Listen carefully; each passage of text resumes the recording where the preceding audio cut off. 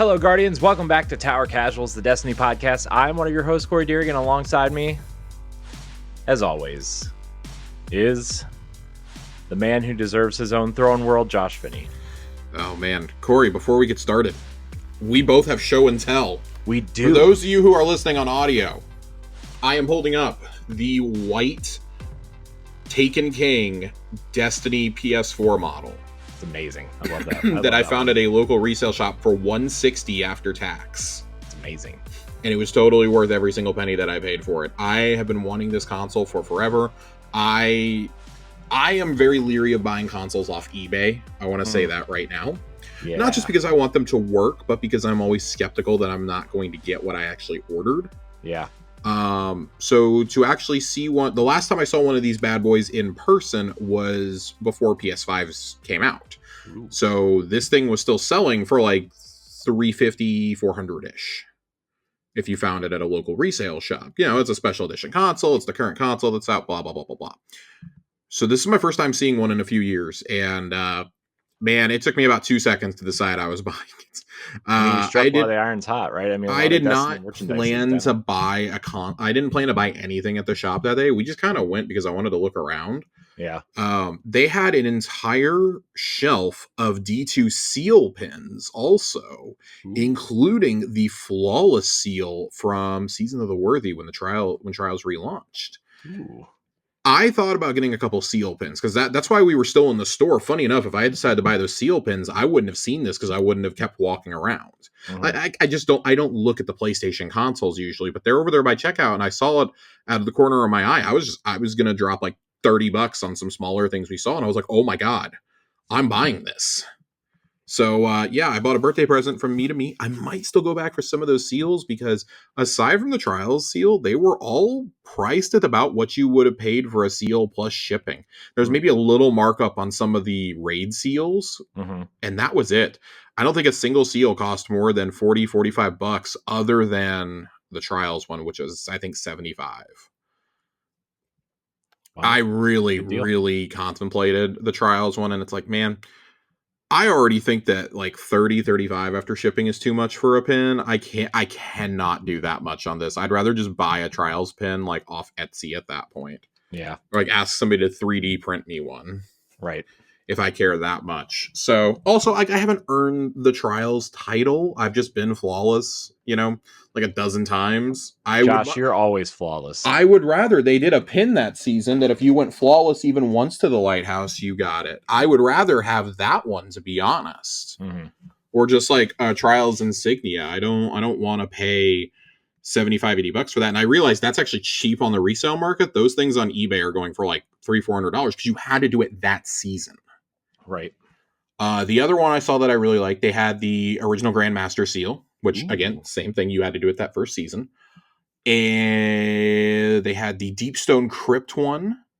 They had the Vault of Glass. And I think the Garden of Salvation raid ones were all in there also.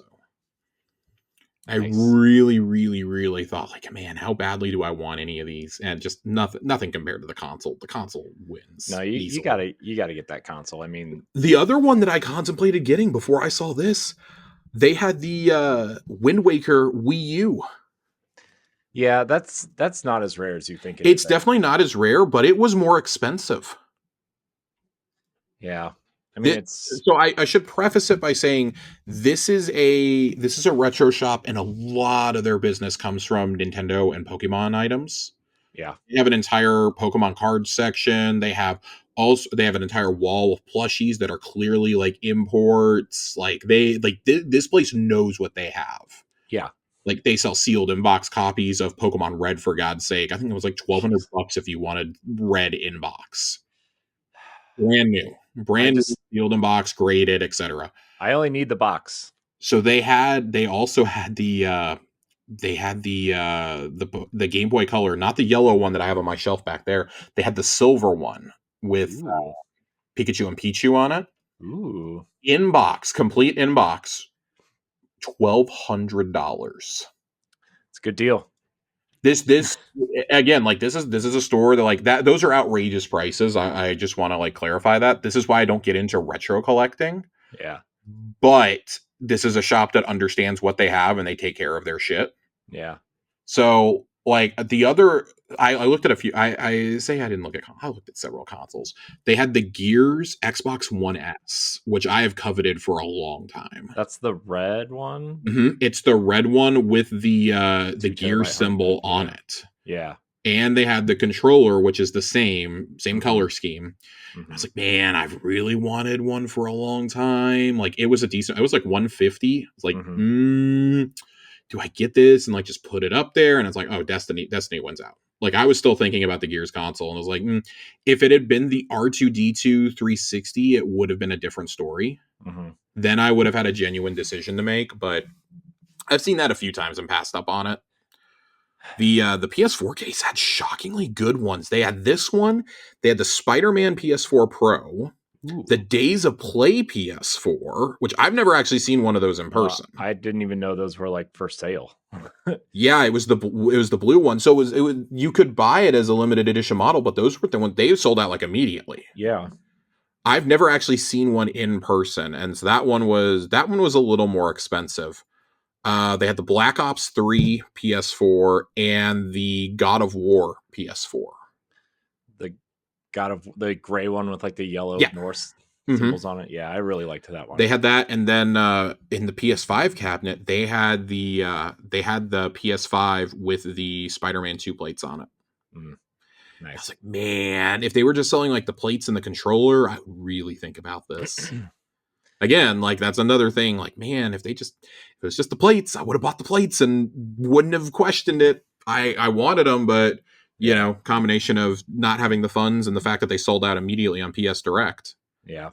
I did laugh. The last time I was in there, they had it was right after Concord got canceled. It was like 2 months after Concord got shelved. They had one of the PS5 controllers sealed in box there, and they were selling it for like $300. That thing has sold. Somebody bought it. I don't know who, but somebody bought it. To be fair, the Concord controller looked cool. That is so. In terms of like special controllers, I know none of this is like Destiny related outside of my console. Sure, but Xbox like had the market on special controllers for so long. Yeah. And this generation, it's flipped on its head. Sony has had just banger after banger. I feel like they started out a little bit rough, but the Astrobot controller, the Concord controller, I just got the Helldivers one in the mail a couple weeks ago. Yeah. They just showed off a Last of Us controller, which I don't really like, but I know that's going to sell like hotcakes. So ugly, dude. The Spider-Man 2 controller. I think the reason is because Xbox hasn't really had any games to like promote a controller with, like, because remember the Forza Horizon one was super cool and the Halo Infinite ones were super cool, but like, what have they really released AAA wise since then to warrant a controller aside from maybe Avowed this year? I would say, so it's funny because I felt like they were moving away from those controllers and trying to push you towards Design Lab for those, because they did have some good designs for, I can't believe I'm saying this, for Black Ops 6. They did some Fallout ones last year, which I like the Fallout ones. Oh, right, yeah. And then they did Redfall, and I think they got scared off after how bad Redfall was. They got scared off from doing any others. I will say they did a Starfield one, and that one is awesome. Oh yeah, I do remember. That is a really cool controller because we have that controller. That's one that Chelsea uses on our Series S. That's a really cool one. It's got the translucent triggers, which I really like. And I bought the 20th anniversary Xbox controller. That was my saga of going through hell with Amazon to get it delivered. Right. But yeah, it's just been really weird over like the last 18 months. It's like, damn, Sony's released so many banger controllers, and like I don't even play on PS5, and I really, really want, if I ever find the Astrobot one for like under $100, I'm pulling the trigger. Whereas like there's only like one or two other Xbox controllers I'd be like, yeah, I want these, and then I'm good. Like I still have my Titanfall one, I have my Halo 5 controllers. The Titanfall one was awesome. I have two of them. Nice. Because I had bought one for me and I bought one for Chelsea. You know, go with that is that the Titan statue. The Titan statue that is my white whale of collectibles. Yes. This would be a fun topic to have. I think maybe we'll have it next week on Xbox Casuals. What are our white whales when it comes to game collecting? Because I know you like collecting games. I like collecting all the paraphernalia. Yeah. Well, I like. up until very recently. I say that as you have a whole wall of paraphernalia behind you. That's true. But the thing is like up until very recently, I haven't had anywhere to put things. Right. So isn't your Gears Lancer still at your parents' house? Yeah, they're both still. Oh, I have two of them. I have the Retro Lancer, the one with the big knife on the front of it, and then the other regular one. So I love it so much. Oh man, good times, huh? Good times. Yeah, I think in terms of consoles, like I do want the Destiny PS4 that you got, but I also really want the Gears 5 Xbox One X, the white and blue one that is like snow covered. Yeah. Man, I gotta tell you though, in terms of collector's edition consoles, I think the Halo 4 Xbox 360. That is my. I was trying to think. I was like, man, I really wanted a 360 model. I keep forgetting that is a 360 game because it came out so close to the Xbox One. I know. That console is, in my opinion, still maybe the best looking special edition console ever made. Yeah. It had the unique lights, the sounds, all that. The controllers. Cool. That was, I feel like that was really when, because like the Reach console was cool. The Halo 3 one looked like puke. Yeah, it was that nasty sage green with I never understood the people who like actually liked that. For me, it was, when I saw that, it was like, oh, I give a shit about special consoles now. Because like the only one who was really doing it correctly was Nintendo with the DSs. Yeah.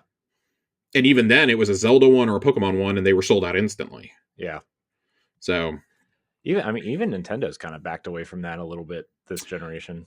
I mean, also like, just the nature of the Switch, I think, makes it a lot harder to do it. Like, it's so much easier to be like, hey, we made special Joy-Cons. Yeah. Which, like, I'm a slut for some Joy-Cons, Corey. Mm-hmm. Yep. I bought the Zelda ones. I got the Splatoon ones, which I've used the Splatoon ones the entire generation. They finally got stick drift, and it just crushed me to retire them. Yeah. They got the ones they came with the OLED console. Like, they literally only did Zelda, Splatoon, and Pokemon special Switches. Yeah, and they did that. And New Horizons. Excuse me. They did that weird red Mario one, right? Where it was. They did, didn't they? Yeah, but it was just red. There was. I don't consider that a special one though. Like the others had themed docks and shit like that. Yeah, the only thing about the Mario one is that when you open the dock in the back, there was like a 8-bit Mario with some coins back there. That's cool, but not worth spending the money for. Yeah. Oh man, Corey, you also have show and tell though. I do have show and tell. For those of you who would like a Saint 14 helmet, they are on sale on Amazon for $21 and some change dollars. This is far. I like the mini helmets. I think the Nezarec Sin one looks really good. I have the Lord Shax and Celestial Nighthawk ones. Shout out to Ronnie when he told me that they were on sale, and I ran out to GameStop and got them on clearance. Mm-hmm. This is the best looking helmet by far. It's not even a contest. Yeah, it's really cool. Like even the fin has like a has like a texture to it. It's cool. I like that. That is. I've really slowed up on my Destiny collecting. I say as I have a special console sitting next to me now. I've really slowed the money I'm spending on Destiny because like I can, I'm not spending as much time in the game. I'm still really liking what I'm playing, but also like your priorities with money start to change at a certain point. Yeah. And like what you want to spend the money collecting and this and that. Like, man, I bought 3 Nerf guns in the last couple of years. I'm running out of place to put shit. Yeah. I'm in an apartment. I'm not in a house. I'm running out of room to put things without leaving them in the box and storing them in my garage or my closet. So it's like, if I don't have room to display it, I don't really want to buy it right now. So yeah, that's kind of where I'm at in general is like, if I can't put it on a shelf and display it somewhere, or like, I'm looking. You're also running the risk of little monsters destroying your things. Yeah, but they're pretty good about handling my things. Yeah. So I don't really have issues with that yet. But I'm famous last words. I am looking at more shelving units to kind of put behind me, bigger ones to fit more stuff. I've thought about getting some of those nice IKEA ones with the glass doors. Mm-hmm. Yeah. So we'll But I see. have so many books. Yeah. We'll see. I'm also Josh, I've been diving back into the physical collecting of other consoles besides Nintendo again because Mm-hmm. games are being delisted, Josh, Yeah. quite a bit lately. I don't know if you know this or not, Josh, but I may have gone on a rant or two about this. yeah. So and it's not that like I don't care that like the game isn't on the disc. It's not about that. It's more about like, you know, I have it if it gets delisted or like taken away from you because Yeah, there's I think my a problem with license some promotion games too. now, especially like from Xbox, Mhm. is the game isn't on the disc, and so I guess like once you no longer have access to those servers, you can't download the game anymore. Yeah. So I think that's the only thing that like concerns me about those is like you don't even have like a playable version of the game like patchless that you can play anymore. Yeah, but I feel like at least for first party stuff, if any of the first parties go away, I feel like there's going to be a bigger problem in the world than just That's true. not being able to play your video games, right? Like if That's Microsoft true. goes under, there's probably a bigger problem. OpenAI has completely collapsed. Yeah. Yeah. Terminator is real. Oof, we may not be too Yikes. far off. Uh, I digress, though. Corey, we have some Destiny to get into tonight. We have a lot of Destiny to get into, Josh. We had an awesome live stream on Tuesday, and I want to preface it by saying this was a really awesome live stream. I felt they showed plenty of the new activity for Act 2, and then they showed us a lot of what's coming in Act 3, because when we last met, that was kind of the concern that we had is Act 3 going to fall on its face? I've had this discussion with a few people over the last couple weeks. Like, man, my concern is you have some good momentum right now. Are you going to be able to keep that? Because Act 2 is only 3 weeks long, and then we're launching straight into 3, which tells me there's some big story beats they don't want getting data mined or spoiled. Yeah. And I was not expecting what we got in this live stream. I want to start there, and I say that in the best way possible. That is not a negative comment by any stretch of the imagination that I am saying. We have a few questions about it, obviously.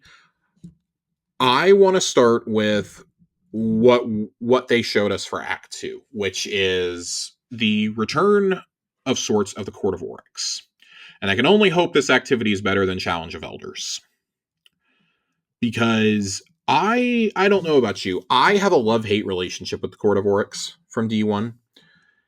I loved it because anybody could come join it. I hated it because anyone could come join it, because whenever people came to join it, they always spammed the first or second tier runes.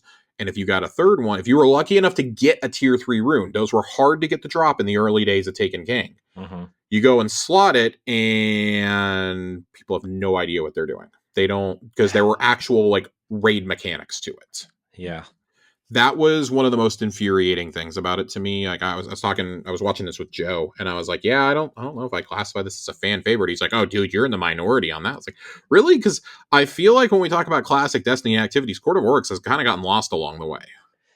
Yeah, I feel like not a lot of people talk about that anymore. I also just think that, like, in terms of the people who are around for Taken King, like, there's not a lot of us left. Yeah. Like, a lot of us have fallen off the wagon since then. Like, man, that was 10 years ago. This September, that was 10 years ago. I'm aware. Don't remind me. 10 years ago. My back hurt saying that out loud. But I think this is a cool activity that they're doing. They're bringing back Court of Oryx, and they are calling it the Court of Blades. I like the way this is set up. This looks really fun. And it's something that I don't feel like I'm going to have to play a ton of, to be honest. So in this, they show us jumping through a Taken portal repeatedly. And the first one they jump through, we end up in Io. We end up in one of the courtyards on Io. And I thought this was really, really cool because, we're back here. And it's basically still Taken. It wasn't returned to us, even though the witness has been defeated, which I found a little weird, and I'm gonna need some sort of lore explanation on that eventually, Bungie, because your excuses for, well, that's why we created the Destiny content vault, and this and that, and well, there's really not a story reason for them to still be missing. Yeah. So I'm gonna need that to be taken care of. One of the big things is the storyline of it is Oryx is using this as a battleground to test you as his successor. You've got Ziva Arath, who was offering her own champion, and then you got Savathun, who's like, hey, he killed you, can't we just like move on past all this sword logic bullshit now? And it's funny that she's the one making the most sense for once. I found that was really, really funny. They say that these runs are supposed to be shorter than another, typically about 10 minutes to a run. It looked very fun and very creative. Like, you can pick what you're going to go do, essentially, from different modifiers and boons that are there. Takes players' locations from the Vaulted Planets, including Io. I believe we saw one on Io. We saw one on Europa, and then the final room of the Barodiad mission was one of the other rooms that we saw.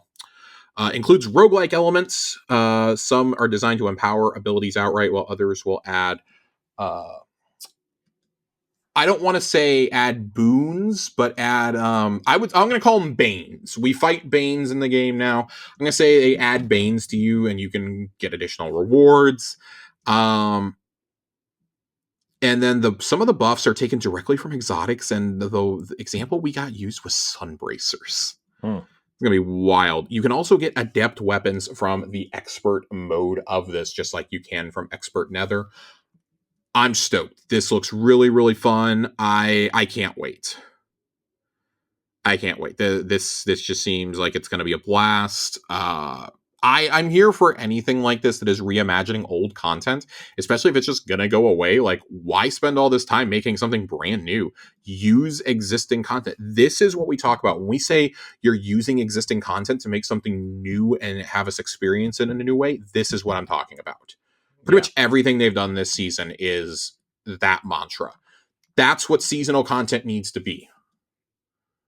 Change the world for, a year. Let the EDZ be transformed. And I know that there's technical reasons why we can't really do that with EDZ and Nessus. Bear with me.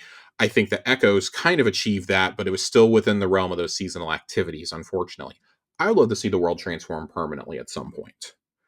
And I think doing that within a confined space like the Dreadnought, or like we saw with the Castellum in Season of the Haunted, those are ways to do that, to give us old areas in a new way, not whatever bullshit we got on Titan in Season of the Deep. Yeah. But all that aside, we got some other awesome stuff coming here.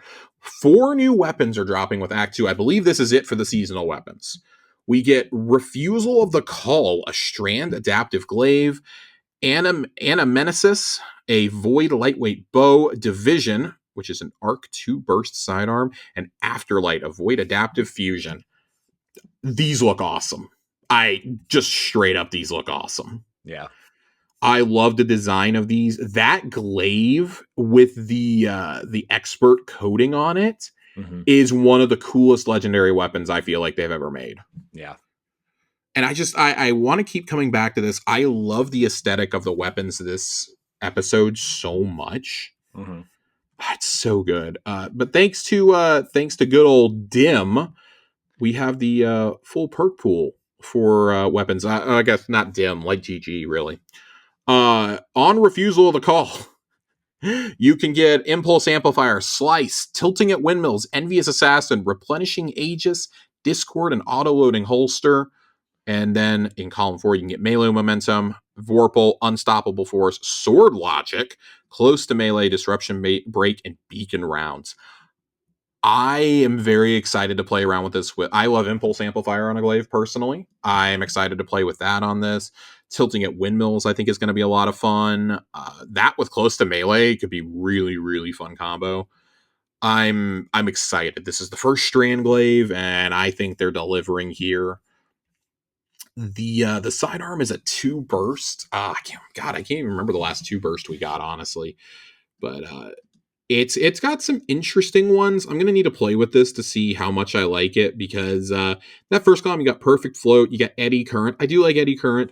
Hipfire Grip, To the Pain, Pugilist, Grave Robber, and Encore. And column 4 is where you got all the good shit. Volt Shot, Kill Clip, Sword Logic, Swashbuckler, Offhand Strike, Eye of the Storm, and Surrounded. pretty excited to play around with this. Probably Hipfire Volt Shot or Grave Robber Volt Shot is what I'm going to be going for on this. Anamnesis. This one, this is going to be another one of those. Yeah, you can get Dragonfly, Successful Warm Up, Repulsor Brace, and then you can get Destabilizing, Demoralize, Impulse Amplifier, Sword Logic, Moving Target, Explosive Head, all in that second column. That's going to be disgusting. This is another one in contention for maybe one of the best designed seasonal weapons we've ever gotten. Because this one, like, it looks like mechanical, but with the bone also. It's a very interesting mashup here. And then, of course, the final one, we've got Afterlight, the Void Fusion, Under Pressure, Grave Robber, Lead from Gold, Discord, Offhand Strike, Ambitious Assassin, and Pugilist. And then that last column, you've got Reservoir, Swashbuckler, Adagio, Cornered, Vorpal, Successful Warm-Up, and Destabilizing. I honestly don't know what I like on this one yet. I think it's kind of comparable to the one from Vespers, if we're being honest. Mm-hmm. I'd almost rather go get that one, but this one will be infinitely easier for you to farm than that one, obviously. So, yeah. But yeah, I think these weapons are cool. I want to talk a little bit more about the Act 1 weapons when we get further into this episode, because we haven't really dove into the weapons yet. I'm excited to talk about those, and then these we're going to have to get to during Acts 2 and 3. I think we're going to have plenty of time in Act 3 to get to any weapons that we've missed. It's just a little hunch to me. Just a hunch. Just a hunch. We also got a new row of artifact perks. These are the most busted artifact perks we have seen in a very long time, I feel. So they're all trace rifle related also, which I really like trace rifles. I don't know if you guys know that. I'm a big trace rifle fan. Josh, do you like trace rifles? I love trace rifles, Corey. Overlord Overload trace rifles. You guys know how that works. Beam Medic. This is a cool one. Rapid trace rifle final blows heal you and nearby allies. Powerful combatants increase the amount. Elemental Siphon. Rapid final blows with a kinetic weapon or a weapon matching your equipped super create an elemental pickup that matches the equipped super. You can get a boost on that. Elemental pickups grant matching super energy when they are collected. So, Warlocks with Geomags, your time is now. Hunters with Orpheus rigs, your time is now. There's going to be some absolutely just nutty things happening, and I can't wait. Also, Hunters with Celestial Nighthawk, go burr. Harsh Refraction. Trace rifles do more damage to targets afflicted by elemental debuffs matching their element type. That one, I believe we have had explicitly confirmed to work with Microcosm. And Microcosm essentially has not come out of my heavy slot since it came out. I love that gun so much. And of course, the final one, which I'm so excited for this. Limit Break. A nice little homage to Final Fantasy there. Casting a super while you are critically wounded or have an elemental buff matching your super element grants a period of increased super damage. Nice. So yeah, stacking this with something like Geomags on Warlock, or stacking it with Curse of the Falling Star, or Hunters, Gathering Storm, Orpheus rigs, Celestial Nighthawk. Like, there are so many ones that this is going to apply to and make them so good right off the bat, because you can just start chaining supers. Yeah, I can't wait. I'm very very excited. We got a tease of what Act 3 is going to have for it, and they was described as rockets and Strand. So I'm interested to see how that is. I like that they're giving us some really busted stuff. I think part of that's with the knowledge that this season is about to be really long. Yeah. And they want to make it as fun as possible, because there's a few things coming up that we got teased for Act 3 that made me more excited than anything shown here. I want to be honest. But before we get to that, Baradayad's first 2 exotic catalysts are going to be coming out with Act 2. The others will come out in Act 3. The catalysts, I believe, are target lock 1 for all, which, holy shit, that's really great for this. I love that. There's also supposed to be additional content in the Derealize mission. So if you have not gone and done Derealize, go do it. It is my favorite exotic mission of the year by far. It is the only one that's actually felt like an exotic mission to me also. Because Encore was just, oh boy, we're hiking for like 40 minutes and fighting a Vex Mind. Oh boy. Oh boy. Kel's Fall had a cool mechanic of jumping through the mirrors, but you know, our old friend Fickroll died in literally 10 seconds. So, you know, we gave him the flu shot and he died. So make of that what you will. Oh boy. Full customization for a Barrow Dyad will come, and complete access to Derealize will come with Act 3, as well as them saying that basically this is going to go a little bit deeper than just catalysts and barrels. I did not catch this, but Bungie showed one. I was also like very distracted while I was trying to watch this. Bungie apparently showed one with a completely different exotic perk on it. Ooh. So interested to see if that is a real thing or if somebody just missaw. I'm taking somebody else's word for it here. Let's talk about one of the things that I'm really excited for, though, Corey. Guardian Games. No. Although I do think Guardian Games is being overhauled in a really great way. And I can't wait to talk about it with the TWAB. I do think the armor looks cool. I think it looks cool. I think the event sounds really cool this time around. Like, no bullshit. Guardian Games actually sounds like they put some thought and effort into it. We have a returning strike from the Taken King, Corey. What? Shield Brothers. Nope. Aw. It is. That was pretty much my reaction. Oh, fan favorite strike is coming back, and I was like, it was like that meme of Pierce Schneider during the GameCube reveal, during the Twilight Princess reveal, whatever it was. Yeah. And then Sunless Cell. Oh, what? Yeah. My excitement just went completely out the window. So they have said that there is a new story and a new final boss for this strike, though. Since we already fight Alakul in Lightblade. So I'm interested to see what this is. I joked, wouldn't it be funny if we fought the Shield Brothers in the Sunless Cell? But I feel like it's got to be a Taken or a Hive boss. There are a lot of fan theories that it's going to be Kel'Garath.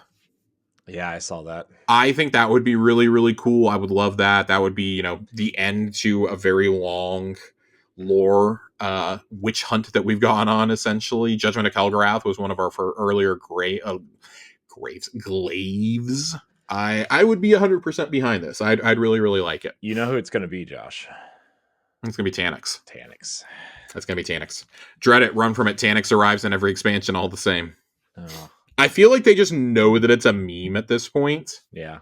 I think the very last expansion ever is just going to be Taniks. Like, he finally found his way to take over, and you have to stop him. Maybe Taniks. I find it very funny that when you do Salvation's Edge, you basically fight not Taniks in the second encounter. Yeah. And that's what I call him every time we do it. I'm like, oh, hey, it's time to go fight not Taniks, guys. Let's go do it. Taniks is actually the winnower. Oh my god, I would be so mad. I would quit. I would just quit Destiny, like, on the spot, I think. I would I'd like to bring up a question asked to us by one Ronnie, who asked, what is the coolest thing coming out of the dev stream? What would be the least coolest? How would you change the least coolest thing you think to bring it up to par with everything else that was said? For me, it's this. I'm very excited that we have a returning D1 strike. I'm not excited that it's Sunless Cell. I like Sunless Cell. I want to be really cool. But if you give me the option, I would rather have Shield Brothers when I think about the challenge of it on a GM. Mm-hmm. I would rather have that. Yeah. Just because I feel like that final encounter is still going to be really challenging. I feel like we've grown beyond taking loser laps through the dark. Mm-hmm. But that's my personal opinion. So I don't know if that's my least favorite, because man, this was a really, really good show. But for right now, I'm going to say tentatively that's my answer. I want to think a little bit more on all this, but Titan also writes in and asks, thoughts on Sunless Cell versus Shield Brothers and Sunless Cell's return. Shield Brothers for life, man. Shield Brothers is just so much better. I have great memories of that Nightfall from back in the day. Yeah. Oh, yeah. We were having a little mini discussion. Titan asked and was exactly on my wavelength on this. Am I the only one who thinks Sunless Cell is a bit overrated? I would have preferred they brought back Shield Brothers instead. Would love to run that on modern day Grandmaster with Solar Burn. Absolutely. Nadiki tried speaking for all of us and said, "Yeah, you are the only one." No. Nadiki. Nadiki just has bad taste. No, he's got bad taste. So, I don't know. I'm happy that we're getting another strike and that it's more D1 content coming over. I'm glad it's a new story. Honestly, it being a new story and a new final boss actually makes me much more excited for this than I would have been. But I just, as soon as they said it was Sunless Cell, I just like kind of tuned out for the next minute. I'm like, okay, I gotta mute myself. I'm not happy about this overall. Wow. I also have nightmares of that strike from getting the exotic swords and how you had to very specifically kill the enemy at the end. You had to kill the Dark Blade very quickly once you decided like what element the sword was going to be. Right. And if you were trying to do it with all three, it was even more challenging. Yeah. So yeah, worst. It was the worst. It was the worst of times. It was definitely the worst of times. So but Corey, let's get into what I think is the absolute standout of this entire show. It was the thing I was not expecting. If you put 10 things on a bingo card and told me that, hey, one of these things is going to be on the live stream, I don't know that this would have been the one that I would have said wouldn't have shown up. I think that's our final thing. But this is really fucking cool. This clearly was developed in response to the positive reception that Pantheon got last year. Yeah. New free activity for all Guardians, the Right of the Nine. Yeah, that sounds cool. Brings 3 dungeons back. Prophecy, Spire of the Watcher, and Ghost of the Deep. Mechanically described as something sitting between Pantheon and Onslaught. 3 different difficulties will be available, and I'm so excited for this. So excited for this because you get the best of all the worlds here. You get Ultimatum, which is like Pantheon level difficulty. They said this is equivalent to the recent dungeon contest difficulty. Adept weapons with double perks can drop in Ultimatum. Performance is scored based on number of deaths in the dungeon. Fewer deaths grant more rewards. And then here's the big one. Not Swap is active. For those who do not remember what Not Swap is, it is what is active in Trials. And if you switch any of your guns or armor, you will lose all of your ability energy. Ooh. I think this makes it more a lot more challenging for just about everybody across the board. I don't necessarily agree with its inclusion because I think if you have the ability to do those swaps and you want to do those swaps, you should be able to. I also don't think that doing swaps like that needs to be the prerequisite for being able to finish this kind of content. The game, I don't feel the game is developed with swapping your loadout like 3 times in an encounter in mind. Mm-hmm. But at the same time, I'm also not a speedrunner. I don't solo dungeons. I don't do carries. I don't do helps. I very much enjoy my runs that I do of endgame content, especially on contest or grandmaster difficulty. Mm-hmm. And then I just kind of go back to my life. So I'm excited to see how this plays out and if they stick to their guns with Not Swap. Presumably there's still some time before this happens. I don't think they're pulling the trigger on this when Act 3 comes out, like right away. Like, why blow your wad right there? Save this for like May or June. Yeah, in my opinion. Although I need some clarity on this, if this is going to be only a 3-week event or not, which is what a lot of us are interpreting it as. Mm-hmm. I'm hoping it's not just a 3-week event. I hope that they will just be that each dungeon will be on a rotator, so that 1 week it's Ghost, 1 week it's Spire. They've already said that when you're in that social space, which is the same social space from Trials of the Nine in year 1, by the way, really, really cool throwback there. Like for those of us who never got there, like me, I like that nod. I think that's cool. You can see whatever dungeon it is off in the distance. Like you could see Spire during this. Nice. I'm very, very, very, very, very excited for this. I think this is going to be fun. Pantheon, I'm on record as saying Pantheon's one of my favorite experiences ever in this game. I think it is the defining endgame experience that is not a day one contest raid that you could have possibly ever done in this game. So doing another activity like that is a great idea. But it gets better. Not only do we have that ultimatum difficulty, you have Eternity, which is basically, we didn't really talk about it. I think that's just meant to be like, oh, normal and like go in there and farm your shit, essentially, because there's 12 reprised weapons to get out of here that all have brand new color schemes that are 9 themed. Nice. All from the weapons. I assume they can drop from any of the dungeons, though. Very similar to Pantheon. And then you have Explorer mode, and this is something I love this so much, and I hope this is something they adopt going forward for endgame content. Explorer mode is essentially easy mode. It is holding your hand. You are intended to learn the dungeons. They were using the first encounter of Spire here, showing us the tooltips that are in-game above like the Vex puddles and like telling you how to complete the circuit puzzle and things like that. It is essentially having you learn it so that by the time you get to the boss, you don't need the tooltips anymore. You're equipped to do it. Also, another big thing, waypoints will appear during traversal sections. And it looks like there are some things to help you with traversal sections. We saw some platforms that I was like, hey, I've never seen those. And Joe was like, yeah. He's like, I don't know if you're watching on mute, but he's like, yeah, that's new for this. So I really like that. I think this is great. They clearly understand they got to get people into the end game. Yeah. And most players, there was a statistic at one point that most players will never touch a dungeon or a raid. What was it, like less than 10% or something, like what, less than 30% even attempt a raid, and like less than 10% even finished it at one point? Now those numbers might be different. Those numbers are definitely different now, but this is a great opportunity for those who also should be noted. You do not have to own the dungeon key to participate in this. Everybody can do this. That's great. This is a great time to get in there and go do these dungeons. Yeah, that's cool, because if people end up like playing this mode and enjoying it, they could go buy the dungeon key or you know. Yeah, they might go get dungeon keys, or, hey, maybe they want to go try raids next. Like, this is really, really, really important. Keys altogether.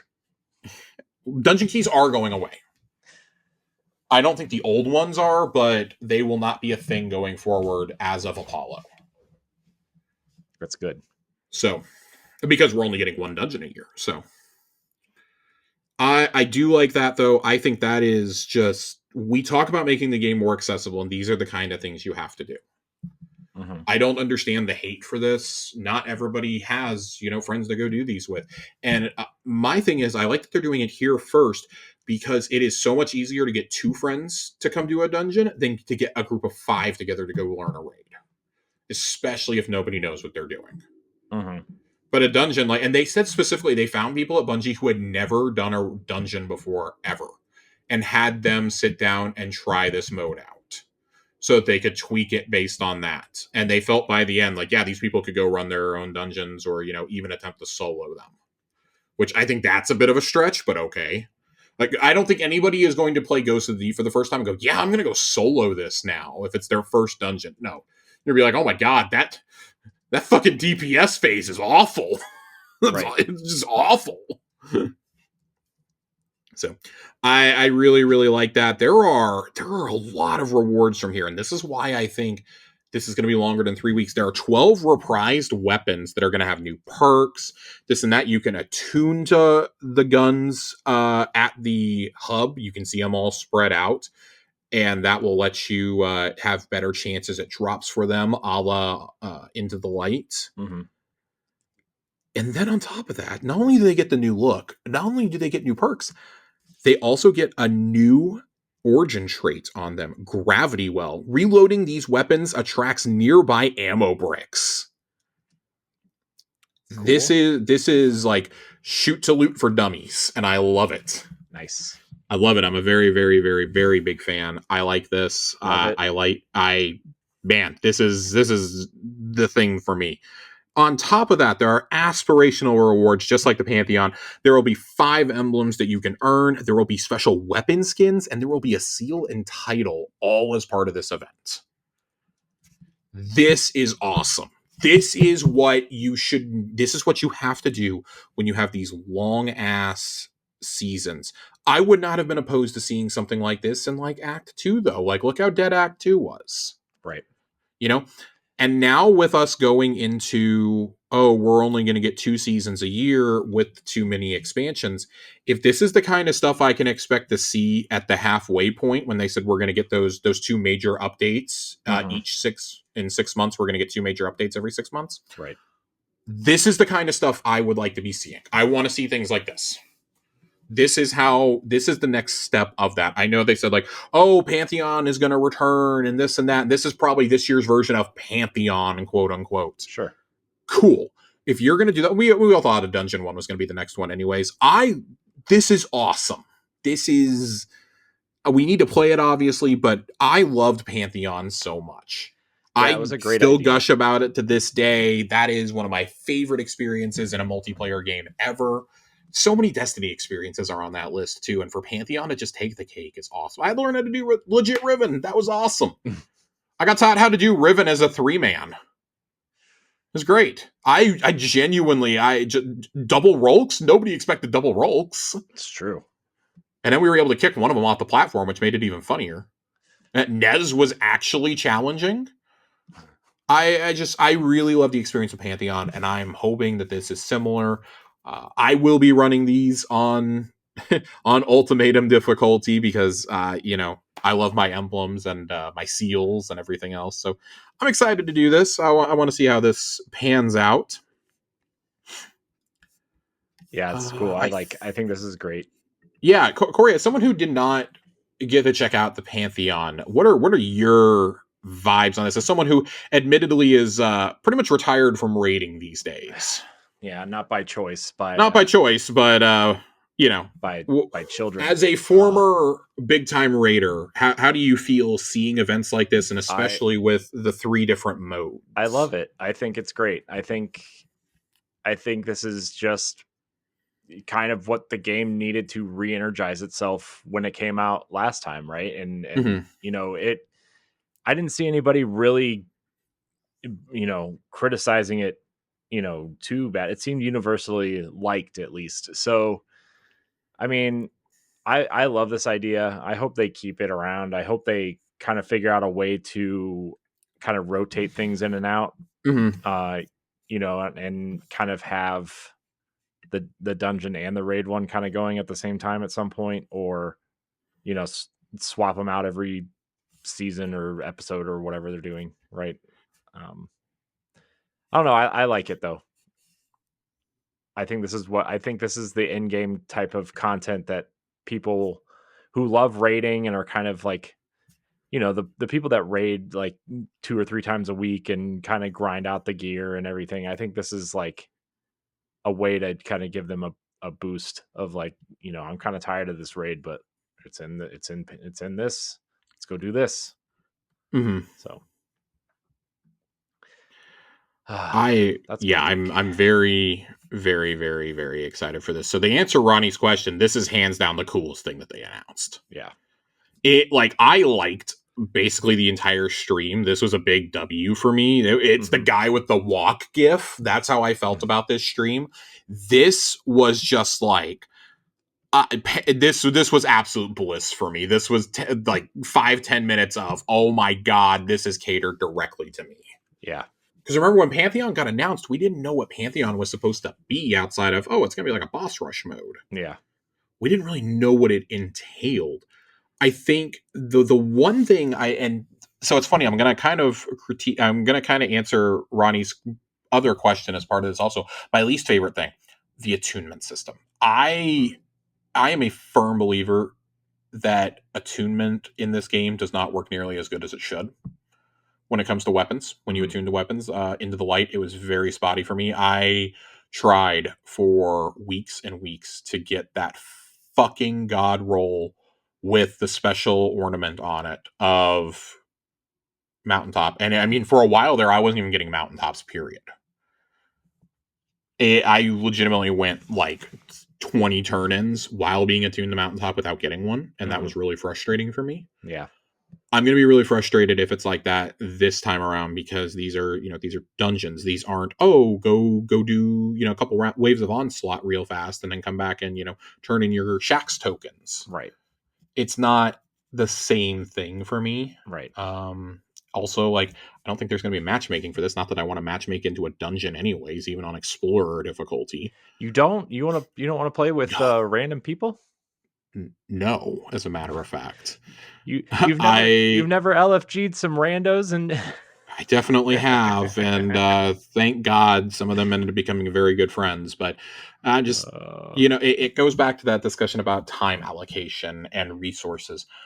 The one critique I would give this is I would be way more pumped for the weapons and the new rolls and the special look and things like that if I could craft them. Yeah. Because I feel like we learned the wrong lesson from Into the Light. And I've been saying this for a while. I thought it was evident from day one of Revenant, and it has just continued to get worse throughout this episode. And it's going to get worse with this event now. Now it's another 12 weapons that were getting dropped on us, in addition to the weapons from Heresy, the reprised weapons. Like, at a certain point, the vaults can't hold enough stuff. Mm-hmm. And it's really frustrating because these are going to be new perk pools. These are new looks for the weapons. They have new origin traits. We want these versions of them.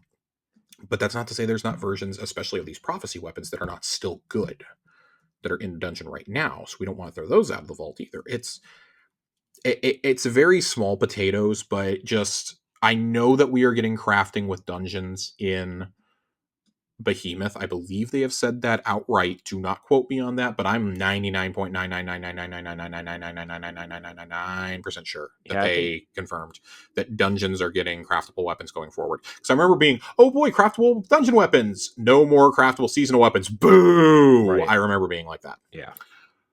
With us shifting to only 2 seasons a year, I think that'll be less of a problem. But if you're going to do a big event like this, I think that's part of what made Pantheon so magical for me and for other people who, like, maybe we cap out at like 15, 20 runs of a raid. We usually don't have all the weapons crafted. Mm-hmm. And for us to finish so many patterns, or in my case, start and finish several weapon patterns, was great. I really enjoyed that. I loved it. I finally got the fucking Ron Trace after so many runs. And then it just started dropping in like every single encounter, and I had it crafted in a matter of minutes. Mm-hmm. It was great. Like those are the kind of experiences. Like, I loved how many spoils of conquest you got from doing it. I think one of the cool things about this is that I would hope that you get quests and or triumphs similar to Into the Light, where when you did the Pantheon quests, you could get the exotics tied to those raids. Mm-hmm. I would like to see that for Navigator and for Hierarchy of Needs. Mm-hmm. For people who don't have them, or, maybe the catalysts can drop or something if you don't have those. Like, I think that would be really cool to get. Also, give me a prophecy exotic, Bungie. Drop that one on me and give me a prophecy exotic out of this. Also would be really dope. So all in all, though, this was the runaway favorite announcement of everything that I saw. Not just for me, but it seems overwhelmingly, outside of the not swap controversy, everyone seems really pumped about this. Yeah. And not swap, I think it just kind of comes down to your feelings on like speed runs and optimal DPS. Like, and I hate that it's being turned into this argument of like, when more casual players like me are like, well, I don't really care. But a lot of the casual players are like, oh, why do you need to swap weapons? Like, right. Why do you care if they do? Right. It's just, why do you fucking care? Like, if they want to do it for their DPS rotations or for the betterment of their team, they want to be optimal, let them do it. Like, they don't want to be there all those phases. And if this is going to be like contest or something, that's kind of essential. Yeah. To me, that's kind of essential. That's essential for, not letting a boss enrage. I just did the contest clear, which I meant to talk about at the top of the show. I cleared Sundered Doctrine on contest on the makeup weekend. Nice. That was really cool. Shout out to Dealer and Mystics for running that with me. Love you guys. It was essential to have those swaps. Maybe not necessarily for me because I was on div, but like, they were doing those swaps, and like, yeah, I totally get it. I understand why you would be swapping. I understand why you need to. Like, I get it. Even if it's just like back when we used to swap chest pieces for like that extra rocket or two. Like, I get it. I understand. Mm-hmm. And if you don't get it, like, that's okay. I don't think that like all of us need to be babied for it. At the same time, if this is the pinnacle content, there's two arguments to be made, I think, which is one, you should be able to be the best without having to have those swaps, but you know the game that well. Mm-hmm. The other argument is it's the highest end content. Let them do it the way they want to do it because it's the highest level content. Right. So I don't really care either way. I think I lean slightly more on just let people swap. If it's going to be that difficult, let them swap. I don't want to see a walk back a week into this because people are struggling so much. Right. So yeah, I'm with you there. I don't really. I honestly just like cannot think of anything that affects me less than this in this game right now. Just like, hey, if they want to do it, let them do it. You know, whatever. There are so many bigger potatoes to fry with this game right now. Let people swap their weapons and chess pieces if they want to. Yeah. Then we got a surprise announcement. I'm deliberately leaving Guardian Games out because we have a whole Guardian Games article to get through. They said PvP, and immediately I just was like, okay, I don't really care. Uh-oh. And imagine my surprise when on screen, Big Bring! Big Bring showed up! Heavy Metal is a new chaotic PvP mode coming in Act 3. What would happen if Guardians fought each other inside of Briggs and Drake tanks? This is a question we've asked for years, and soon we'll have some answers. If you didn't catch it on the live stream, we were wondering how many Moment of the Week submissions in the future will be 360 no-scopes from flying Drakes. Briggs will be dipping, diving, ducking, and dodging around the map, hunting for success. Who will come out on top? This looks just completely stupid, and I'm very excited. I think this is dumb. Drake tanks have a rocket boost and can do backflips also, and one team will have 6 Drake tanks, the other team will have 6 Briggs. You know, I've said for a while we need more goofy party modes like this. I'm very excited. I will, if this is added to custom games, I will be so happy. Mm-hmm. I can't think of something better than like before, like a Friday night movie with the buds or something, or like, oh, it's been a long week at work, firing up a private Crucible match and having mechs versus tanks. That'd be cool. It's so dumb. I love it so much.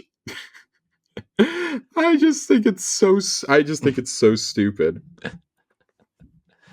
Oh, that'd be cool though. Immediately, I feel like Ronnie started hearing the choppers of Nam, and like the Creedence Clearwater Revival was just getting louder as he was watching this. When a member of our community suggested, "Well, man, can we get Iron Banner heavy metal?" Which like I would be okay with, but Ronnie was like, "Dear God, please no, please no." I feel like this is like when we got Iron Banner Mayhem that one time, and I loved it, and nobody else did. Jeez, because all I did was run around. All you did was run around spamming supers. There was no skill involved. It was great. Right. I like party modes like this though. I like Mayhem. I like the idea of heavy metal. I like. I'm a little less cool with Scorch mode, but I think we need fun things like that. So I like things like Tribute, and I like things like what's the version where Keitel sends in the fucking what's it called? The fucking turrets on it. Like I really like that in Iron Banner. I like things like momentum control because I've always been going back to Halo 2, I've been a big SWAT fan. Mm-hmm. Fortress. Fortress, that's what I'm thinking of. I like Fortress. Other people don't. I love Fortress though. I love Fortress. So that's when you Rat King Glaive. It's great. I like goofy modes though, because I think there should always be a node for people to go play Control or Clash or whatever they want to. And then there just needs to be like party modes that pop up occasionally. It's like, hey, this is back for like a week. I don't think there's anything wrong with that whatsoever. I think it shakes up the meta a little bit. It lets you just like kind of go relax. I think those modes are needed to bring in people who don't like PvP modes because it's just a sweat fest all the time. Yeah. You just kind of go relax, and it's not even really PvP. You're walking around in a fucking tank or a mech shooting people. It's great. Cade 6 would have loved this. I'm just saying, if you don't like this, you don't love Cade 6. You hate him, actually. Yeah, you hate him. You You're spit glad on his he grave. died twice. He died twice for your sins. So I did enjoy this. So Tiger Jesus writes in and asks, we're definitely getting a brig mission in Frontiers, right? Yes. Have to. You don't put brig controls in there for us not to do this in the campaign or in a raid or something at some point. Yeah. You don't waste all this time doing that. Like, we've had Drakes for years. Now we're just bringing those over, right? But better. And then Tiger Jesus' other question is, what's y'all's favorite vehicle mission in any game? Ooh, I feel this is so obvious. I feel like the Halo 3, Halo 1 or Halo 3, those are your two choices. Yeah, I mean those are pretty I think it's really, really, really hard to beat either one of those. I think Halo 3 for me, just because I feel like the Warthog controls better in that game. Definitely. One I feel is like everybody knows the Maw, but man, 3, like when the Halo theme kicks in, yeah, is just so good. And like, if you find the hidden grunt too, yeah, I love it. That is the original like trick shot videos of like launching your Warthog. That was so cool, man. If you did it on what was it, on the Brute Choppers too? Oh yeah. It's so good. Just like everything about that, the final mission in Halo 3 is just such a love letter to the franchise. It's got to be the pick. Yeah, I don't even know what else I would pick at this point. I mean, what would you pick? What's even another choice? Like, so you know what vehicle mission I hate, Josh? Is that one in Gears 1 right after you like escape the Krill, that dark Krill level? Yes. With the one with you have to shine the spotlight on the back of the thing, but when you shine the spotlight, it doesn't move. Oh, it's the worst. I'm trying to think because I don't want to misremember and say that this was in this game and it really wasn't. Yes. When you can do the Battle of Endor and fly into the core of the Death Star 2 in Rogue Squadron 2, that is one of the great moments. It's a pretty good one. It's a pretty good one. I feel like it's almost cheating to put a Star Wars like fighter sim game up there. It's fine. I would say another one that I really like. I don't know if it technically qualifies as a vehicle mission, but the original AC-130 mission from COD 4 is really great. I enjoy that. Yeah. But man, it's so hard to beat the Warthog mission. So hard. That's got to be it, right? I mean, it's got to be it. It's got to be it for me. So I can't even think of anything that comes close. I'm going to be honest with you. No. Nor can I, my friend. Let's jump over to Guardian Games. Guardian Games. I want to start with this armor. We're in agreement. This is the best Guardian Games armor we've ever gotten by a pretty large margin, right? 1000%. It feels more like I feel like this should be Solstice armor. I'm not gonna lie to you. Yeah, this feels like especially like the Titan with the Roman kind of garb with the shield. I'm like, oh my gosh, this is like. Well, so it corresponds to the class symbols, right? Which is why I really like it. It took me a little while to notice that those are snakes around the hunter gauntlets and around the quiver. Mm-hmm. I like this. I like this armor a lot. I can't believe I'm actually saying that. It makes me feel disgusting to say that. But I really like these armor sets. They really overhauled Guardian Games. And on its face, I'm going to say this is the best seasonal event that we've gotten. If these seasonal events are going to continue to be a thing, they have to have a reason to engage with them each year. Mm-hmm. And I really like this because before, they've done this to where, oh, well, it's class versus class in PvP, and that's never fun. That's never fun for anybody. Every class bitches about the other at that point. Oh, every class is overtuned. Like, yeah, no shit. And I think with Prismatic, it's going to be even worse. Oh, yeah. But Rushdown is a boss rush style activity where you battle a series of bosses taken from Destiny 2 campaigns, seasonal story missions, and exotic missions. When each boss, with each boss encounter defeated, combatants in the activity increase in difficulty. With 5 total encounters per run, you'll have a time limit to complete the run with time added for each successful encounter completion. Completing encounters in a run will earn you rewards with faster times, offering a chance for more drops or higher quality loot. There are 3 ways to play Rushdown. You can start with Warm-Up, which will be your entry point, Standard and Expert, then ramp up the difficulty, offering more powerful combatants with modifiers and adding revive tokens to the mix. Each mode will all offer options for standard matchmaking, class-based matchmaking, and private fire team.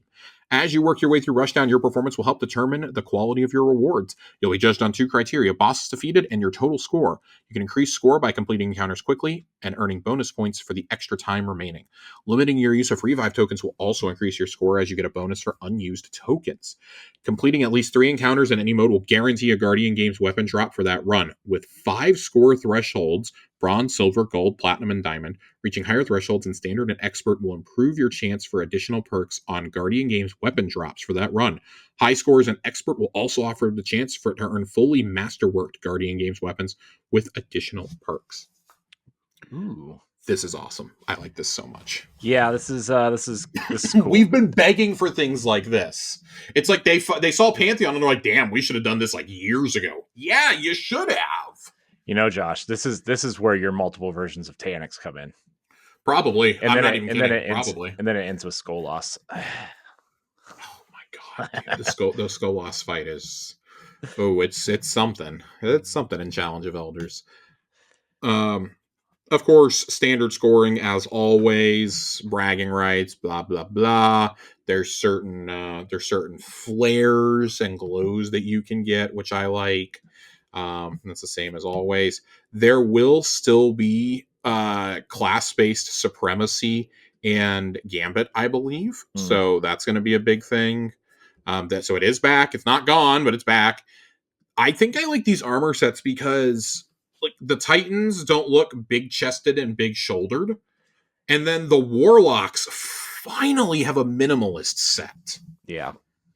This just looks good. This armor just looks really good. I'm actually very excited to get the Hunter set. Yeah, it looks cool. I think the Hunter set looks the best by far. One thing I would like to it's a complaint that I keep having, but I didn't like how it was phrased in this showcase. DMG, we love DMG here at Tower Casuals, friend of the show. Dylan said that, well, you can earn these sets for free with Bright Dust. So, go do those Pathfinders and do those weekly challenges and your weekly bounties for the event.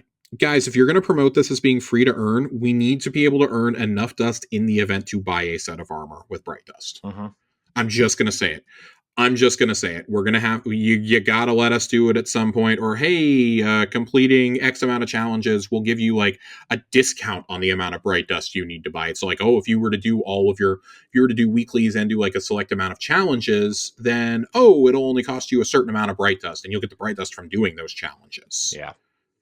I think something like that would be worthy. And I'm going to keep reiterating my other thing. If the stuff for the event is more than like 2 or 3 years old, you need to just start giving shit away.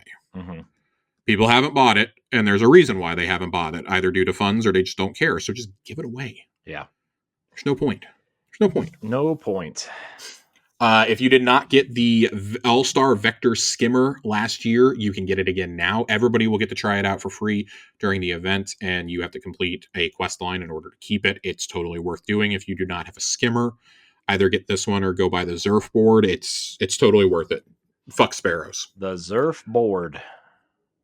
The Memento is back, of course. We all knew that one was coming. It's funny because I was talking to A1 Johnny and he said, "Yeah, I got a lot of Guardian Games Mementos because I'm never going to play Guardian games." 3 days later, they show this. 3 days after that conversation, and he was just like, "Shit, like this event actually sounds really fun this year." On top of renewed perk pool for Taxapros, the title, and Hullabaloo, we have one new weapon available only during Guardian games. Kuranos is how I'm going to choose to pronounce this. A new arc trace rifle that can roll with combos that fit very well in our arc-centric episode, including jolting feedback, recycling energy, and rolling storm. This is cool. I don't understand why it's arc. We just got an arc trace in fucking Iron Banner. Maybe that one should have been like a stasis one or something. Yeah, maybe. I don't know. But this thing sounds I can't wait. This with those new perks. Oh, I'm gonna be catch me grinding this on Tuesday, Corey. Yeah. Yes. I can't wait. I'm here for it. I'm here for it. Here of course, for the champ title is back. I want to make a note on my bitching and moaning about not having free rewards. Completing challenges in the event card will give you new weapon. It will completing challenges in the event card gives you great rewards, including weapons, a new exotic emote, new exotic sparrow, and a new legendary shader.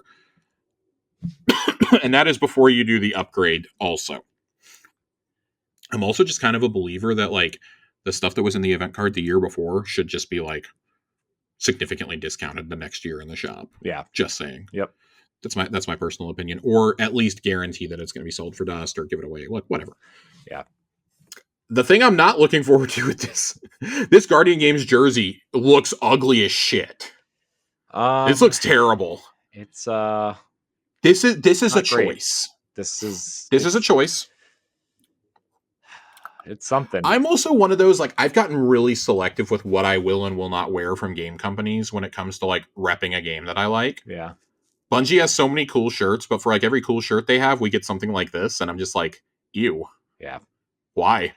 Why is it, like, why is this a thing? Yeah. So, I don't know. I do not know who this is for, but kudos if you like it. I mean, I also did not like the jacket a few years ago, but Chelsea loved the look of it so much that she made me buy it on my account for her.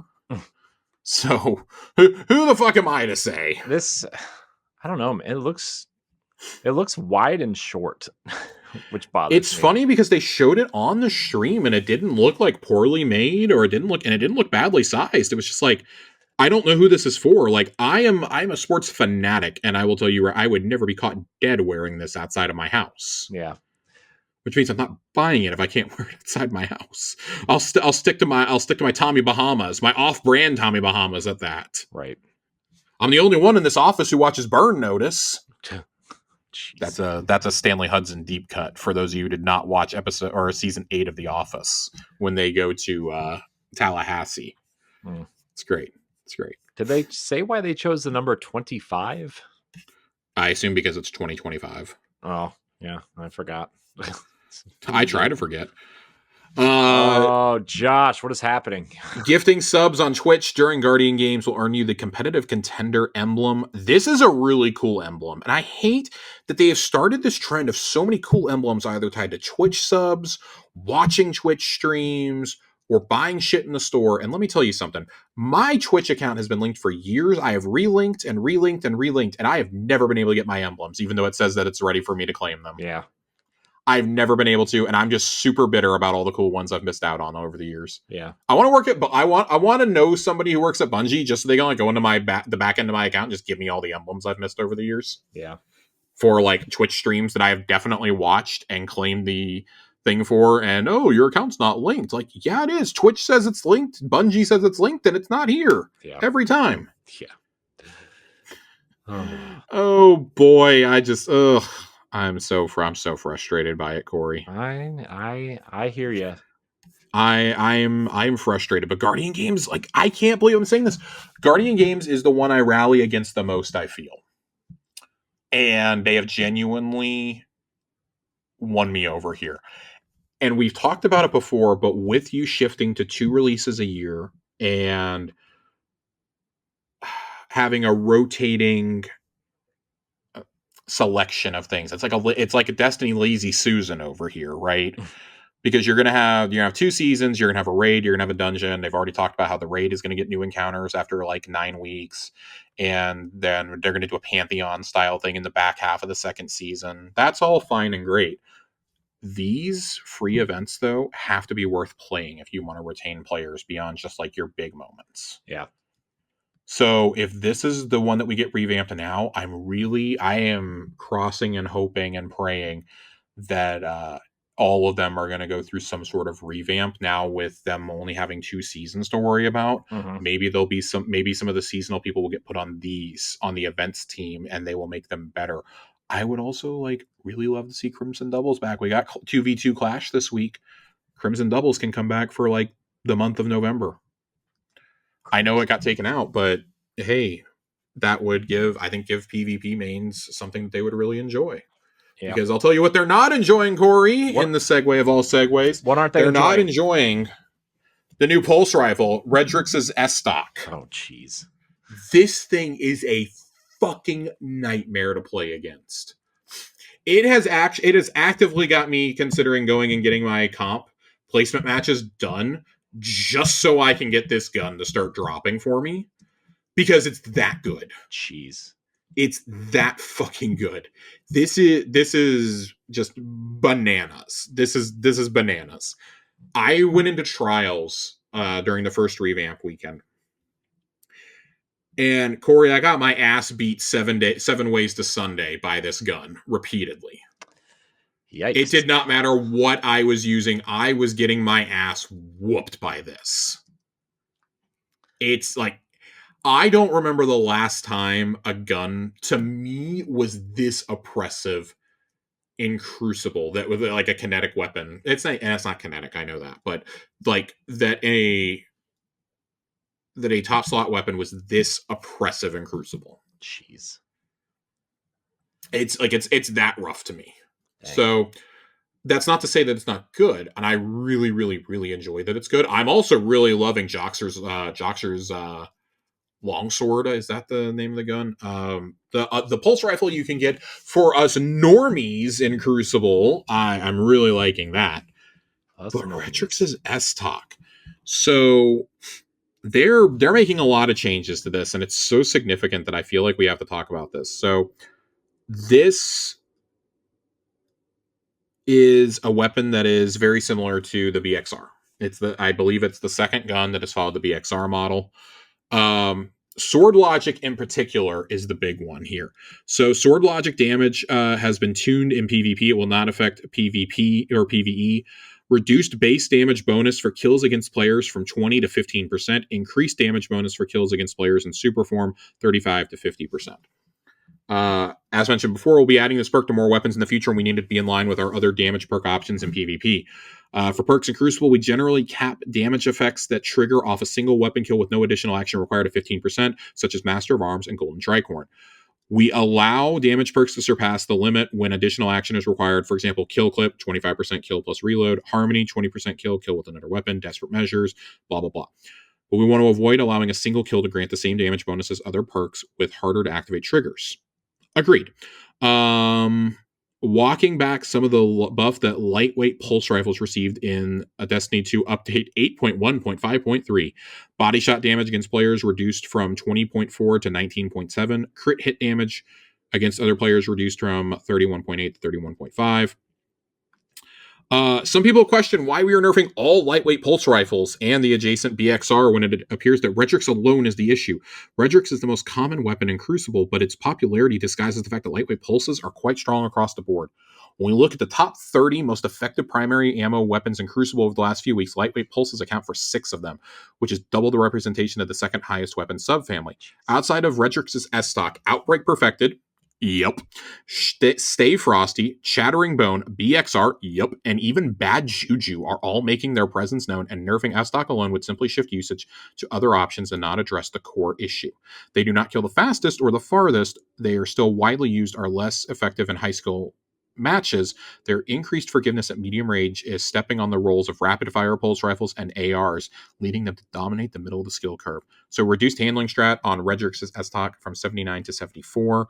And that is to nerf Redrix's high stats. So I will say, I agree with the statement here that it has high stats as would be expected of a comp weapon reward, but the handling is too far above its closest competitor, the BXR. I do think, we've talked about this so many times, I don't really want to relitigate this point, But if you're going to have rewards in comp, they have to be worth playing for. This is the weapon that's getting people in the comp. Mm-hmm. People are going and playing comp. Now, comp is still a steaming pile of bullshit, and it's not good. Mm-hmm. But this is at least getting people to dip their toes into it. We're going to have to see a trials level revamp of comp going forward at some point. Yeah. And I think it has to happen sooner rather than later. But for right now, you've at least got people interested because of the gun. Yeah. And that's a big thing. I think with like the longer seasons that are coming, maybe once when the expansion drops, and then once when you do that like into the light style drop, because I believe they've said they're going to do vendor refreshes at that point too. Mm-hmm. For the weapons you can earn. That would, I think, be a good time to do that. So like, oh, hey, maybe you set out comp last season, but you can still go earn this weapon, of course. Blah, blah, blah. So I'm interested to see what happens there. The other one that we need to address is On the Prowl and Hunter Smoke is being tuned in the Crucible. The smoke debuff will no longer reduce player move or speed or jump height, will not reduce your weapon handling, and will no longer suppress player movement abilities. The smoke has basically been a second grenade for so long for hunters. And then for On the Prowl, hunted players no longer have pink glow in first person's perspective and reduced glow intensity on hunted players in third person. Void Hunter's always been an issue. They've had to retune this class so many times over the years, like going back to D1. Mm-hmm. So, yeah, I'm not surprised to see this at all. The smoke changes had to come though. Yeah, it was to a point where I don't even like running smoke because I don't play PvP a ton, right? Mm-hmm. I don't even like running smoke, and I was recognizing that I need to like tune my build, and I need to be running smoke in PvP. Just straight up, because you're doing your team a disservice if you're not throwing that and immediately throwing a grenade on them. So,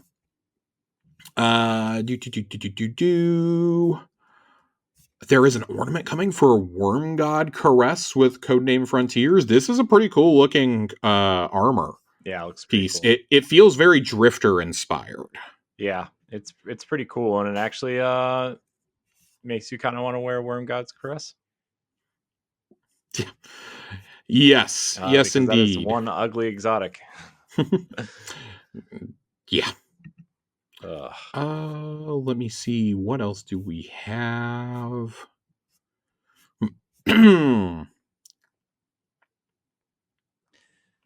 Yes. So, wanted to revisit last week's TWAB real fast, since we only do this every other week. Moments of Triumph has gone live. If you have not played since Tuesday, Moments of Triumph is live. I found it very funny that I logged in and had the seal already completed.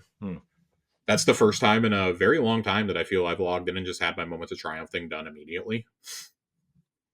I had exactly 26 Triumphs done, because there's still 2 that are secret for Act 3 that are a part of it.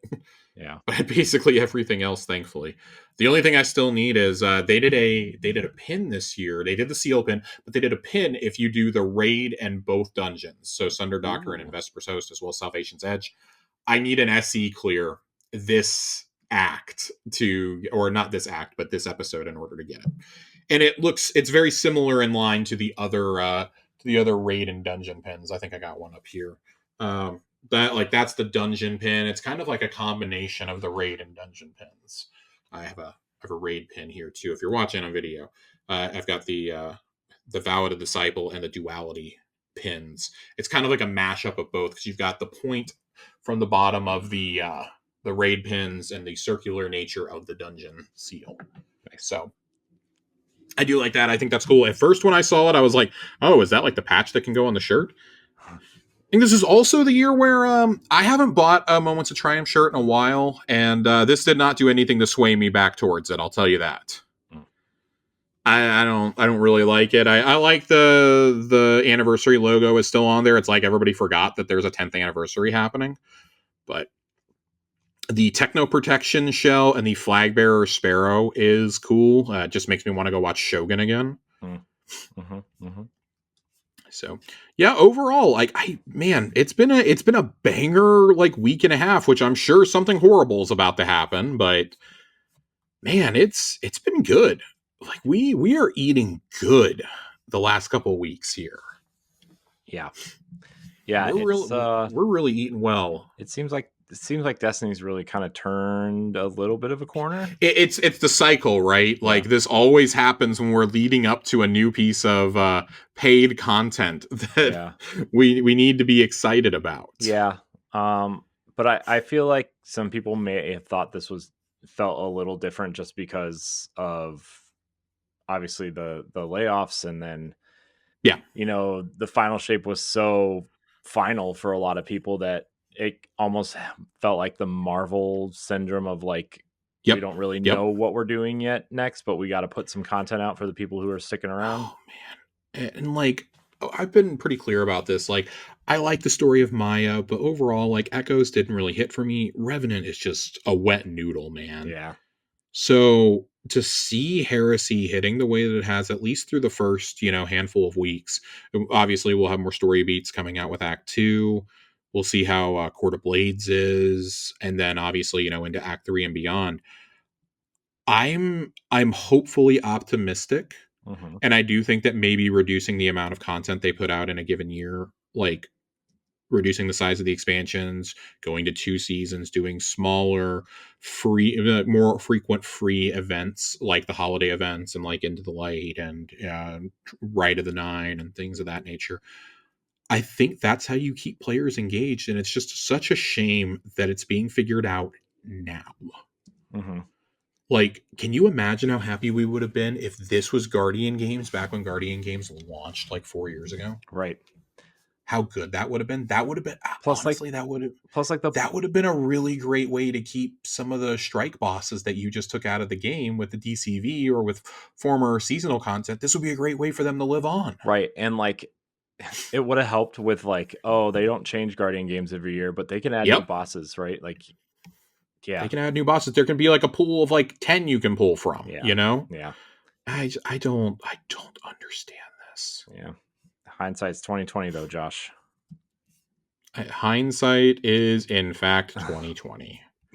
I don't know if that pertains to the situation or not, but we're gonna go with it. I don't know. I also really, really like I've been vocal about how I did like when they did Bonfire Bash with Solstice, but the problem was they keep using the EAZ. Mm-hmm. And Bonfire Bash really was just like a quicker way to do it. Like it wasn't actually like that fun. It was just, oh, we're reducing the size of the area you have to be in for this. Yeah. With this whole giant area, and oh, we're only going to really use the courtyard and like maybe a few alleys. Yeah.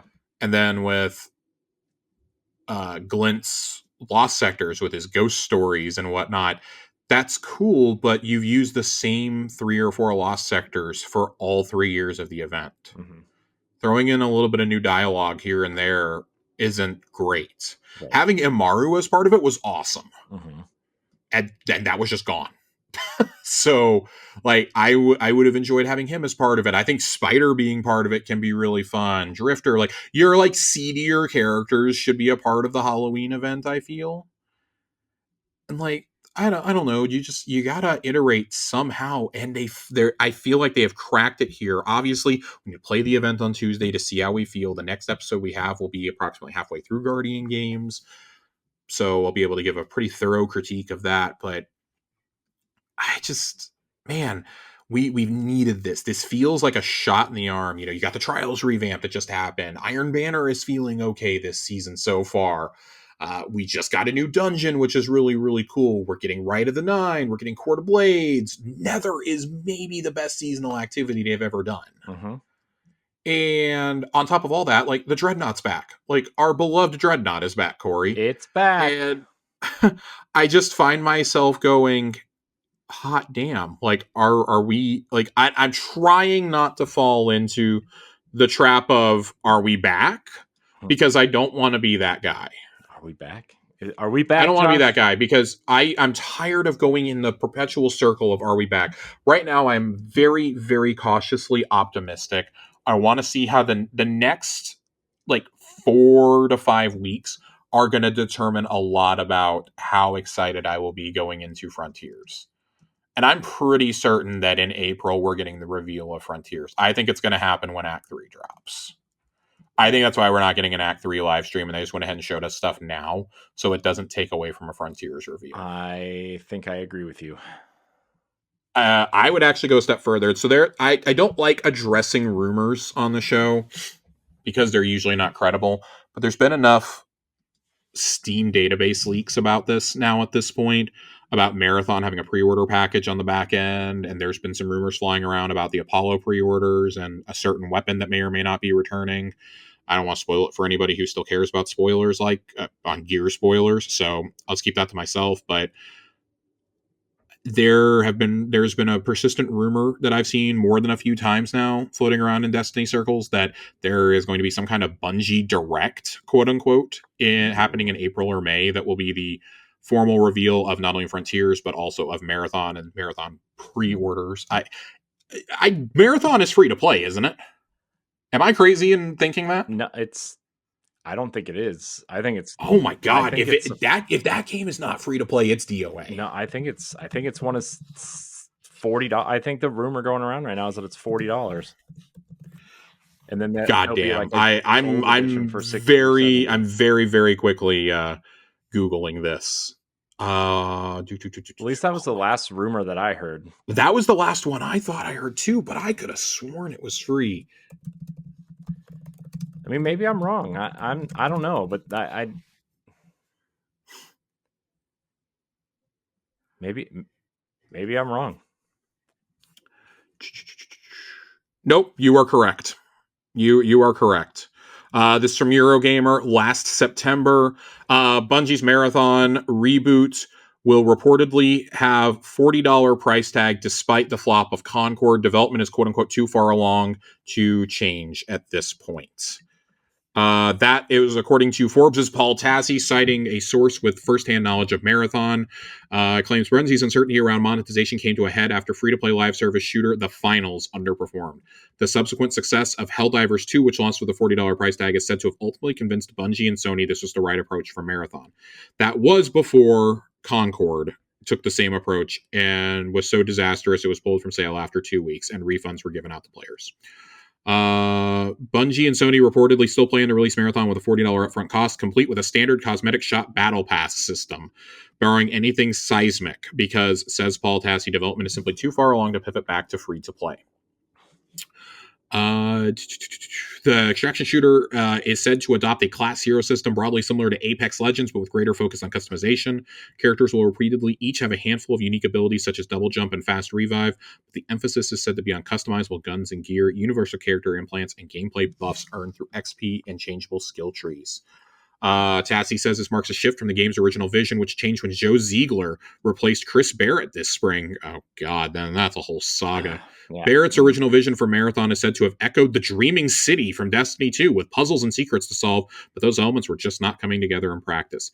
It's also claimed Marathon won't get a significant reveal until spring next year, even though its development team is said to be very, very eager to get more in front of players and be able to talk about it. Forbes adds there's a lot riding on Bungie getting Marathon right, given a lack of goodwill from Sony following recent failures. However, Bungie getting Marathon out in 2025 with enough content and high enough quality bar will also be tough. Jesus Christ. This is just, I did not intend to read that entire article out loud, but just what? But you did. This has to be a fucking disaster. Marathon's going to be a disaster. I feel fairly confident saying that. $40 price tag for a multiplayer game these days that you're going to then battle pass and nickel and dime on top of that is just not good. Yeah. This might be a game that, like, yeah, it'll probably have, I'm not going to lie, it might have strong initial sales just because people, for whatever reason, seem to really want a good tactical shooter that's not Tarkov, however you pronounce it. Tarkov, I think, is what it is. Like, they really want a shooter that's not Tarkov. I mean, nobody's really nailed extraction shooters, as multiple people have told me in the past in discussions. I don't like extraction shooters. I'm not interested in them, but if anybody can nail it, it's going to be Bungie. Bungie nailed the console casual MMO with Destiny. They nailed, console first-person shooter multiplayer with Halo and online multiplayer with Halo 2. Like, if anyone can do it, it's Bungie. It's just a question of, is any of the Bungie magic still there? Bringing in the director of Valorant doesn't give me a ton of hope on that front that we're going to get the same Bungie magic. It feels to me like, oh, this is going to be a game that they just didn't have time to make it Riot. Mm-hmm. So That being said, it is coming to PlayStation, Xbox, and PC. That's the most important thing, is that it's not being locked to just PlayStation. I think Sony has finally understood that live service games have to go to as many platforms as possible. Well, does Sony understand that, or do they kind of? I mean, was that part of their original agreement with Bungie after So purchase? we did hear that was part of the original agreement. Yeah. Because Bungie was adamant they wanted to continue to release shit on every platform. Right. We did know that. I think you're gonna have to look at whatever Gummy Bears ends up being, right? Oh my god, I forgot about Gummy Bears. Oh, jeez. I didn't mean to ruin your day, Josh. Gummy Bears. Jesus Christ. All right. Well, moving on. There was one last thing I kind of wanted to hit. Trying to think. Ooh. Yeah, I'll hit on this real fast. Just some of the weapon drops I've been enjoying this season, specifically when it comes to the actual seasonal weapons themselves. I finally have enough drops of the dungeon weapons that I'm excited to talk about the dungeon weapons soon, and I got the awesome exotic. So definitely want to get some time with that to be able to talk about it. But I'm really digging the healing auto rifle Adamantite. I am really enjoying that. I got it with Circle of Life and Reciprocity is the other one. So that one's been really fun to use in some of the harder content. I'm enjoying that quite a bit right now. I like the new arc trace rifle you can get from Iron Banner. I know it's not technically a seasonal weapon, but I wanted to hit on it real fast anyways. Enjoying that. I got it with jolting feedback and rewind rounds, and then I got another one with the new trace perk on it as well. I believe I did not get one with detonator beam. I take that back. I lied to everyone. I did not get one with detonator beam. I got a dungeon trace with it, I think. Oh, no, I got one here. It's just buried in my vault. Yeah, I got Detonator Beam, Envious Assassin. I need to play with that a little bit more just to see how I feel about it. But I've got a couple drops of that. I am loving Psychopomp. Psychopomp might be my legendary weapon of the season so far in terms of like a seasonal weapon. It is Arc Witherhoard. We have Witherhoard at home officially. Between this and Lost Signal, it's just been a great time for area denial users. It's not quite the velocity baton from Vespers, which I still don't have the fucking attrition orbs roll on, but it gets the job done. It's still really, really fun. It's really fun. It's really good. It's not technically a drop from this season, but I'm also starting to enjoy the reprised Vogue weapons, specifically with Fatebringer. Fatebringer, I got a couple good adept rolls going when I was doing that a few weeks ago with some friends. Got it with rewind rounds. Got it with Firefly opening shot and Frenzy kinetic tremors. So there's some really fun ones to play with there that I need to go do some testing on that I'm really enjoying. If you haven't tried it out yet, the new exotic Lodestar has been a blast. Again, you get caught up in the weapons that you really like, and you don't want to use new stuff. The new LMG. That's me. That's Corey's problem. Yeah. I do like the new LMG. I have jolting feedback on it, and then I have one with Target Lock Mulligan, which I'm really excited to play with. It's just there's been a lot of good weapon rolls, and I really need to just sit down and do more with them. It's just been, honestly, it's not even like a lack of interest. It is a lack of time at this point. This has been a very busy few weeks for me. Thankfully, I think that things are starting to like straighten out a tiny bit, but yeah, I'm way behind where I would normally be in terms of being able to talk about weapons. Even Peace Bond, there's a new drop of Peace Bond you can get from Iron Banner. I haven't even gotten to play with that, and that's one of my old favorites. Desperado Headstone, got that on one of those bad boys, and Rhyme Stealer Rangefinder on another one. So again, I need to sit down and play with a lot of these, but there are so many good weapons right now. I don't want to hear anybody say, "Oh, there's not good weapons this season." Like, no, there's some really good ones right now, and there's about to be 4 more on Tuesday. Well, 5 more if you include the Trace from Guardian Games, and then we're going to get 12 reprised weapons as part of Rite of the Nine. It suddenly makes sense why they're giving us the rest of the Act 2 weapons in Act 2, where the rest of Heresy weapons in Act 2, I should say, not the rest of Act 2 in Act 2. Oh. It makes sense why we're getting the rest of the weapons there instead of 2 and 2. Mm-hmm. And that's because I feel like that's the other evidence for why Rite of the Nine will be around for a little while, is we want you to go farm this stuff. We're making it accessible to everyone, and there's an easy mode. Yeah. So. Yep. All right. I think that's all I've got for tonight. My voice is starting to go. My throat is super dry. Yeah. I mean, we've been going for almost 2 hours, so. Yeah, this is our longest episode of this show in a while. Yeah. Yeah. So, but when we reconvene for Act 2, not only are we going to talk about Court of Blades, I'll talk a little bit more in depth about some of the weapons, but I think we're just going to wait, and when we get into Act 3, we'll do a huge weapons blowout with A1 Johnny. Yep. At some point, I'll get John on here to come talk about him. I'll bring him in here. I'll recruit him. Nice. Well, Josh, it's been fun. It's been great. Yeah. It's yeah.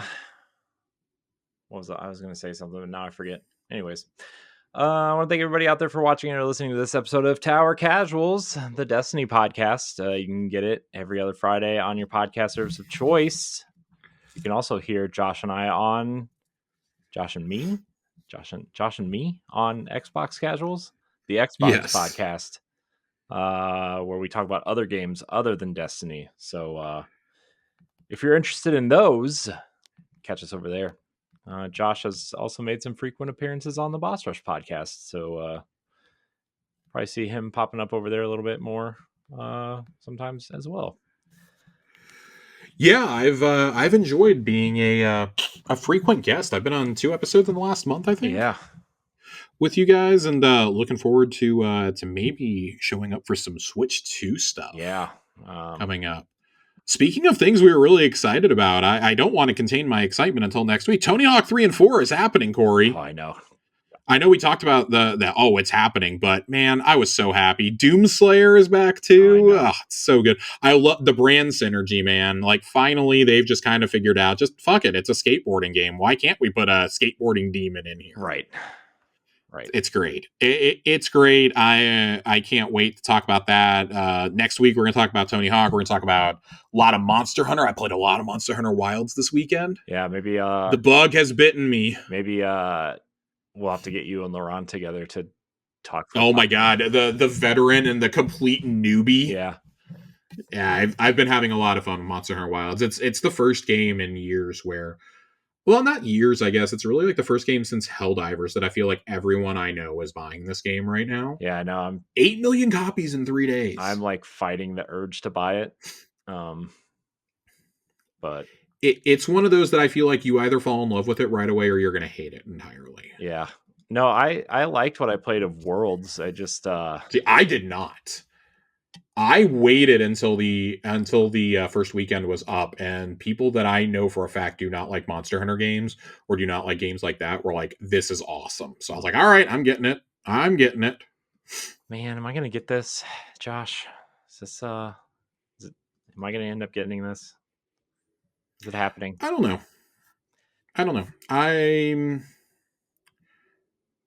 I'm a fan though. I'm a fan of it. I think there's been a lot of cool things. I do. The other thing I gotta add one more thing in here. Contest mode, Thunder Doctrine, guy who never plays anything other than a hunter. I cleared it on a warlock. What? No way. Yeah, that's a lie. Yeah, I got my contest clear on a warlock so that I could well lock while the 2 titans just spam the shit out of bolt charge barricades. It was great. Wow. It was great. That and the div. It was real great to be back on div. I loved it. Div. What a weapon, huh? Now, what a weapon. I had a lot of fun. So Nice. yeah, it's great. It's great. I can't wait for more of those experiences. Nice. With that said, now we can go. Yeah. Everybody out there, thank you so much for watching and or listening. And until next time, we love you. Goodbye.